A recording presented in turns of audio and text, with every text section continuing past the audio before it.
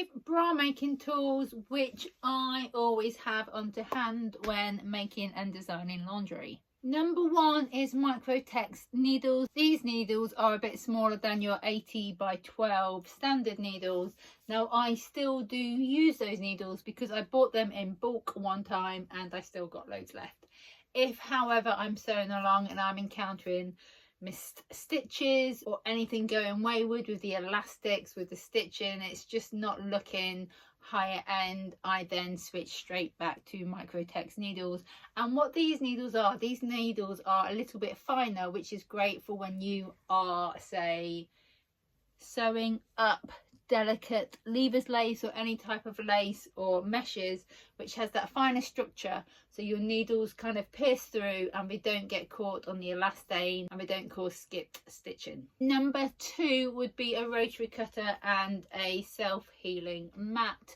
I tend to use scissors if I am cutting out, say, more than one sample. If I've got the fabric all stacked up and I'm cutting out, say, to 5 to 10 pieces. However, if I'm just using up a sample, I use a rotary cutter.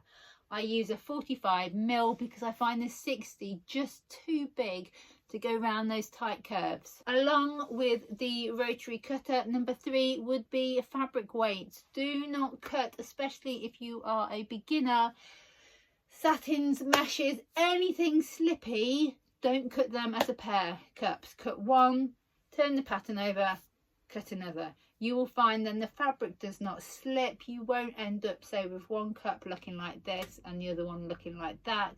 It will save you time in the long run because you're not having to recut everything out. Number 4 is a Gutterman thread. Now I've spoke about this before, about my love of Gutterman thread. It just prevents, again, so much skip stitching.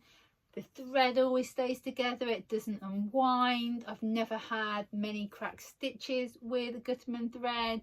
It's just got that beautiful strength with it, an array of colours, and it's the first thing I sew with. And because you know you're always going to get the same quality, when you use the spool and the bobbin thread, there's not different tensions in the thread to cause it to fight against one another. Number 5, so simple, little scissors.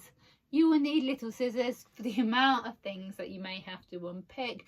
A quick chop of the thread and anything in between, or also when you turn the elastics, and if you've got any surplus fabric sticking over, just it's a really good way to get really close and you know you're not going to hack through your garment, which I have done in the past, and it is so annoying when you spend an hour or so sewing up only to stab your scissors through because you couldn't be bothered to find the little scissors because they always get missing, and yep, you choose bigger scissors and it doesn't end well.